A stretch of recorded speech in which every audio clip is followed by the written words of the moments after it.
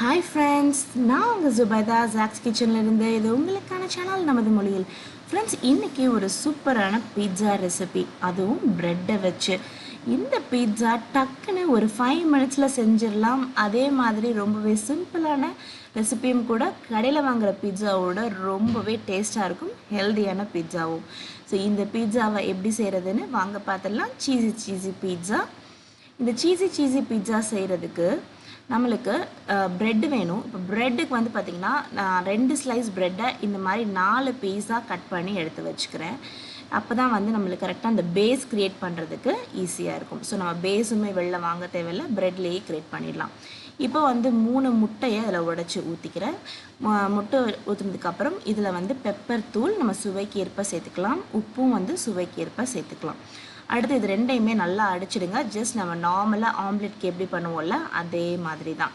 இது நல்லா அடித்ததுக்கப்புறம் நல்லா இப்படி நுரப்பொங்க அடித்ததுக்கப்புறம் இப்போ நம்ம வந்து ஆம்லெட் ஊற்றிடலாம். இப்போ நான் கொஞ்சம் பேனில் கொஞ்சமாக எண்ணெய் ஊற்றி வச்சுருக்கேன். இப்போ இந்த எண்ணெய் கொஞ்சம் நல்லா சூடானதுக்கப்புறம் இதில் வந்து நல்லா பொடிசாக கட் பண்ண ஒரு அரை வெங்காயம், அதுக்கடுத்து கேப்சிகம் ஒரு கொஞ்சமாக ஒரு 2 ஸ்பூன் அளவுக்கு கேப்சிகம், நிறைய தேவையில்லை.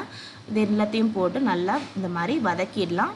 லைட்டாக வதக்கினா போதும். அந்த கிறிஸ்பாக அதாவது கேப்சிகம் வந்து லைட்டாக ஒரு கிறிஸ்ப்னஸ் இருக்கும்ல, அந்த கிறிஸ்ப்னஸ் வந்து போகக்கூடாது. அந்த மாதிரி லைட்டாக ஒரு 2 நிமிஷத்துக்கு வதக்கிட்டு நம்ம அடித்து வச்சுருக்க முட்டையை அதில் ஊற்றிடலாம். ஊற்றிட்டு லைட்டாக ஒரு வாட்டி கலந்து விட்டு, ரொம்ப வந்து ஸ்க்ராம்பிள் மாதிரி கலந்துடக்கூடாது. இப்படி லைட்டாக கலந்து விட்டு அப்படியே அந்த பேஸில் வந்து செட் பண்ணிவிடுங்க.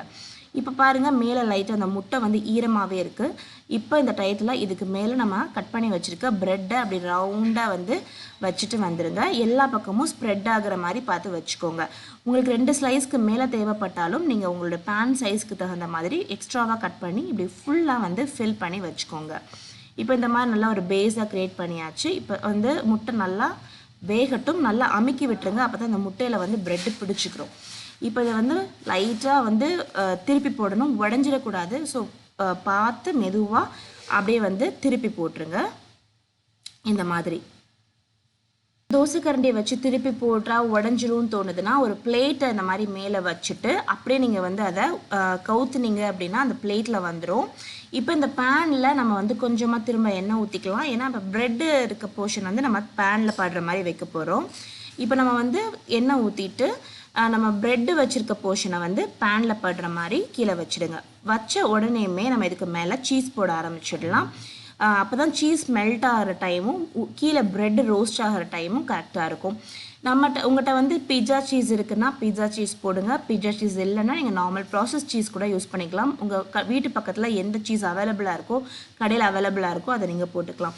இதுக்கு மேலே வந்து நான் இன்னும் கொஞ்சம் கேப்சிகம் போடுறேன், வெங்காயம் போடுறேன். நீங்கள் உங்கள்கிட்ட தக்காளி இருந்தால் தக்காளி போட்டுக்கலாம், மஷ்ரூம் இருந்தால் மஷ்ரூம் போடலாம். என்கிட்ட ஆலிவ்ஸ் இருக்குது, ஆலிவ்ஸ் அந்த மாதிரி ரவுண்டாக கட் பண்ணி போடுறேன்.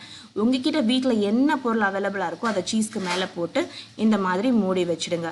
ஒரு 3 minutes ஸ்லோ ஃப்ளேமில் அப்படியே அது மெல்ட் ஆகட்டும். கீழே வந்து ப்ரெட் ரோஸ்ட் ஆகிட்டுருக்கு, அதே மாதிரி மேலே சீஸ் சூப்பராக மெல்ட் ஆகிடுச்சு பாருங்கள். செம்மையான பீட்சா சூப்பராக ரெடி ஆகிடுச்சு. இதை நீங்கள் பிரேக்ஃபாஸ்ட்டுக்கு கொடுக்கலாம், இல்லை சூப்பரான ஸ்நாக்ஸாக செஞ்சு கொடுக்கலாம். எவ்வளோ தூரத்துக்கு சூப்பர் எம்மியான பீட்சா 5 minutesல ரெடி இல்லை. ஸோ இந்த ரெசிபி உங்கள் எல்லாத்துக்கும் பிடிச்சிருக்கு அப்படின்னா கண்டிப்பாக ட்ரை பண்ணி பாருங்கள். ட்ரை பண்ணி பார்த்துட்டு எப்படி வந்திருக்கு அப்படின்ற கருத்தை மறக்காமல் கமெண்ட்டில் சொல்லுங்கள். நம்ம சேனலை நீங்கள் இது வரைக்கும் சப்ஸ்கிரைப் பண்ணலைன்னா மறக்காமல் சப்ஸ்கிரைப் பண்ணி வச்சுக்கோங்க. நான் உங்களை வேற ஒரு வீடியோவில் சந்திக்கிறேன். அது வரைக்கும் பாய் பாய்.